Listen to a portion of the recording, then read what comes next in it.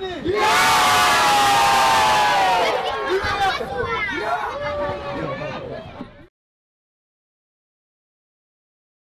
call it near past. I call it yesterday. I don't call what happened in South Africa past. It's actually most of it present. 90% of it is still present. We all, in 1994, did not start at the same point. When I first arrived in the country in the 1960s, it would appear as though Soweto school children were being taught how to be servants. That white kids were not advantaged, they were super advantaged during the apartheid era. And then below that was the Indians, below that was the so-called colored, and then really down below was the blacks. And apartheid ministers made it quite clear. Why do you want to educate blacks? People can say we are racist, but now we can't be racist. We are not racist. Do you understand? We are responding to what has been done to us and what is going on to us now. And this is my view, please. Very little has changed for the have-nots in my country. Because again, unfortunately, the majority of the have-nots are African black. I started Happy Feet in 2007 because we've got a big problem here of early pregnancies with girls and also young children, 12-year-olds going to prison. We have a big problem here of gangsterism. There are too many gangsters in the township. So it took me out and groomed me to be the person I am now. I think Happy Feet is a good project because it keeps us to not get to the dangerous things, to smoke and to drink. Before, they were in our spare time, we were just playing. We were just playing and we were seeing bad things out there. Now Siviwe has taken us together as a community. People still live in places called townships. You know, Langa, Kailicha, Nyanga, East, Guguletu, whereby if you look around, these places are unproductive.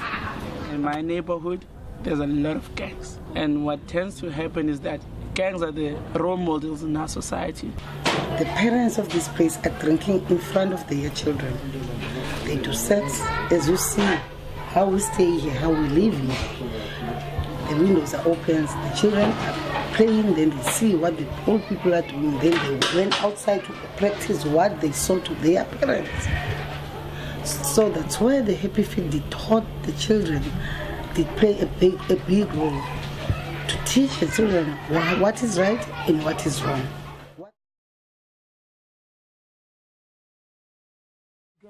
People coming from these areas, they did not have skills and education to get better jobs, which means even today,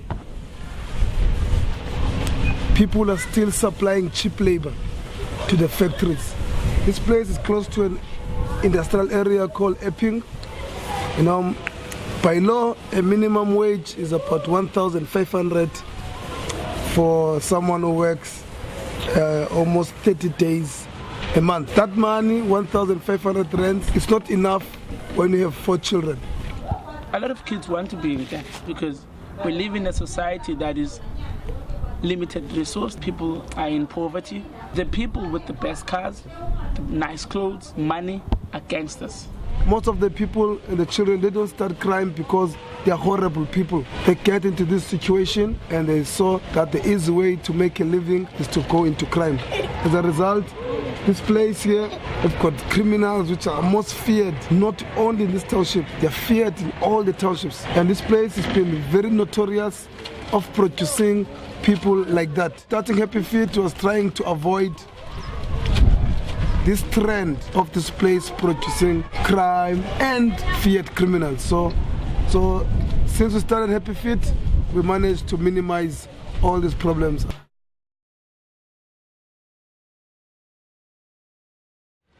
It's actually getting worse the way children grows up. The conditions of the parents, hostels like this, the kids are more like on their own.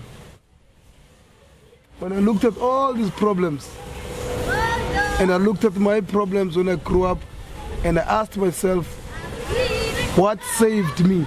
What made my life better? And the answer was education.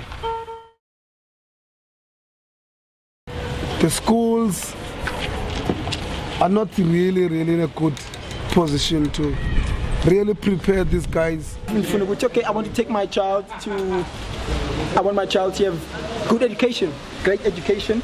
Then you have to take your child to a white school to understand.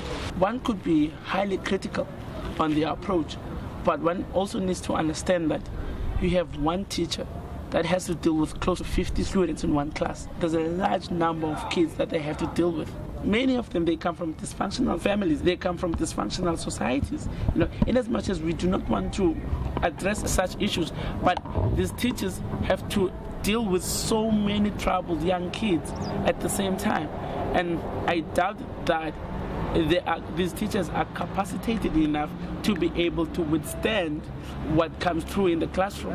African black teachers, when they were trained, mathematics and physics was not allowed to be part of their curriculum. So in a large extent, a number of black inner schools are being taught by teachers that doesn't have any real understanding of the subject due to not having, real qualifications in it. I need to say here, it's not the teacher's fault. It is a systems issue. This is a system, systematically. Do you understand? This is a system. In 2016, I did not expect that it's going to be like this. But it's the harsh reality of South Africa. Education here is really a crisis. All these problems will become a cycle. It's a huge problem. But solving this huge problem of South Africa has to start somewhere. I believe initiatives like the Ituba, Lingalanga project, that's where you start.